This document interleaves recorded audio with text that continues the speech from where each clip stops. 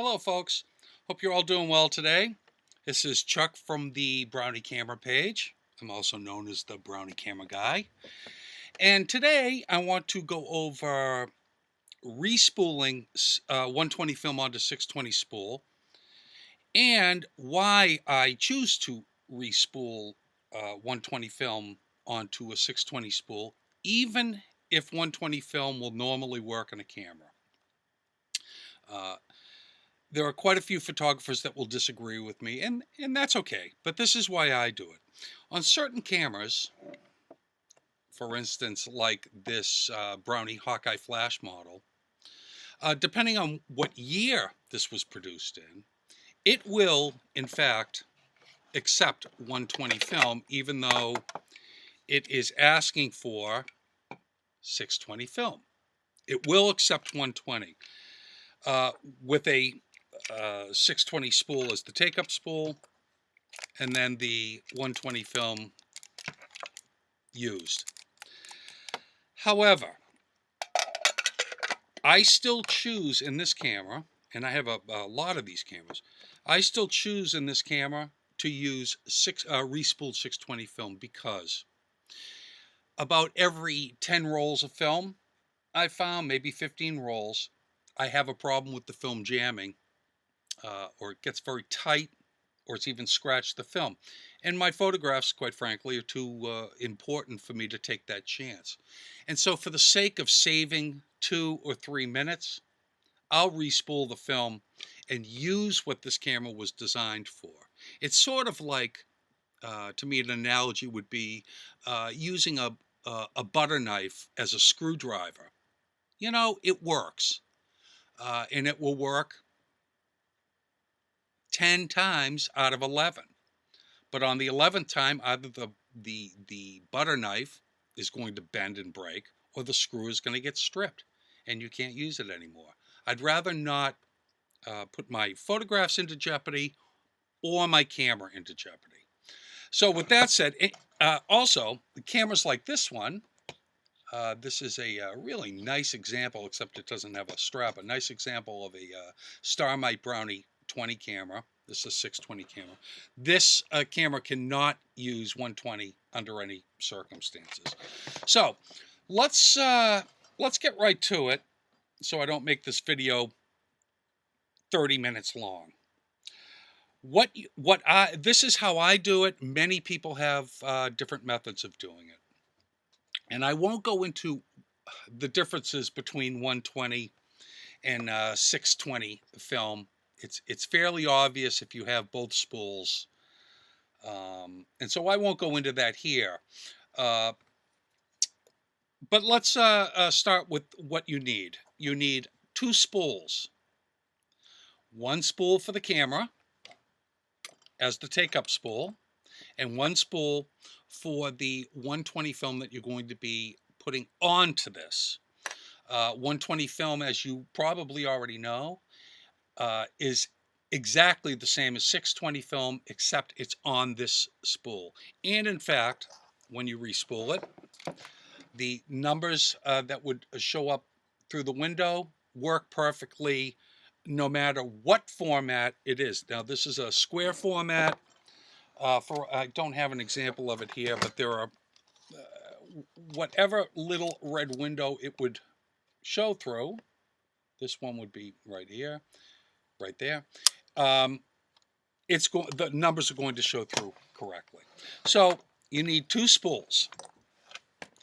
You need the film, the 120 film. In this case, I'm using very expired film that I found in a drawer for demonstration purposes, even though lomographers are probably having a heart attack right now that I'm going to use this film. I have this marking pen for later. I'll explain later. A little bit of electrical tape, of course, scissors, and I have some aluminum foil ready to go on the side. So I'm going to start. Oh, and I'm going to start by also saying this, of course, needs to be done in total darkness. I sometimes do this in a changing bag, but quite frankly, I prefer to do it in a dark room. I use a dark room every week to process my own film. So I would say every month I respool probably 15 rolls of film, and I deep freeze it, and I do it all at once. All right, so I'm going to cut this little piece of tape here, and I'm going to put this back here so that it's at the ready. Now this is all done. This is done in the light. Now I only need one spool here. I don't need this in the way. I don't need my scissors. I don't need this. There's the spool, the film. Okay, I'm going to open my film. And now lights go out. Okay, so there's the film ready to go. There are different methods of doing it. This is how I do it now. I've got my one spool here, and I have my other spool at the ready. I should have put that here. I put my other spool at the ready right there, so I know where everything is. Then I simply start. Let's see if I can show that without breaking my arms. I start rolling the film. You can do it this way. This is how I normally do it. And roll, roll, roll. The reason I'm rolling it on another spool is because of the diameter of the spool itself, the diameter here, and because the diameter of a 120 is thicker, the film in relation to the backing paper rolls on a little differently. And so if you don't do it this way, it tends to bind when you're doing. So I roll. There's the tape, there's the film, and now it's important to keep this tight. Tight, tight, tight, tight, tight. So every couple of turns, and you can see the binding I was talking about. It's starting to bind. So I roll, I roll, I roll. I pull a little bit. Roll, pull. I'm not touching the film. Try not to touch the film in any way, shape, or form. And I'm almost to the end of the roll already, so this is kind of a fast process. And you roll, you roll, you roll, you roll. Once you get the hang of this, it's a very quick maneuver. Okay, now you see that the end of the film here does not have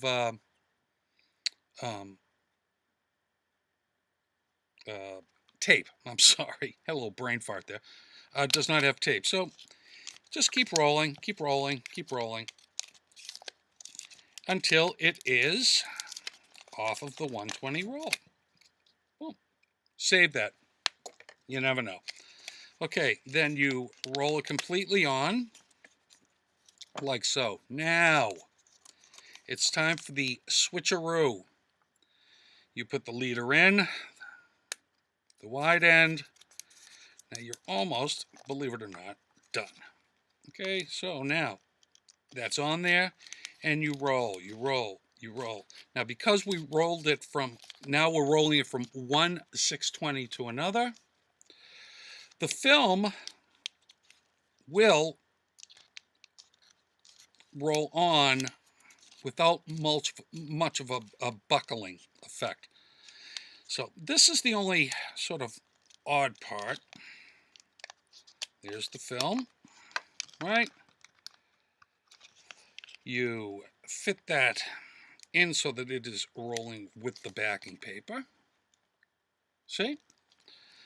And on you go. And it's roll, roll, roll. Here you go. Pull. Okay, you roll it. Keep rolling, keep rolling, keep rolling. So it's really just sort of a monotonous thing for a minute or two. Okay. Okay. Okay, so you keep rolling, try not to touch that film All right, I'm almost done. Here we go. I pull a little bit. And I'm already done with the paper backing. So basically, this is now re-rolled. Okay. Now let's get it off that spool. Now at this point, if you're confident enough, put it like so, you can turn the light back on. Ooh, there's the light. And there is a re-rolled onto a re-rolled 120 onto a 620. I'll take my little bit of tape.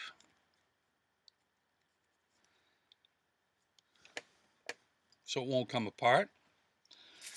I take my aluminum foil. Don't need quite that much, so I'll cut this down a little bit. Okay. And I'll roll it up. This protects it from light. It also will help protect it if you're going to deep freeze, which I do with a lot of my film. There you go. Okay, and I kind of roll it up.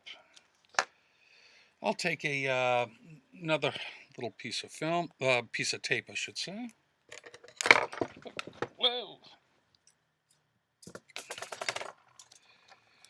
And just so that this doesn't come off, kind of put on that.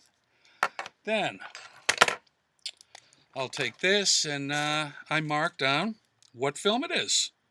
So I might just mark down what it is. T-Max. I'm going to say T-Max even though it's not.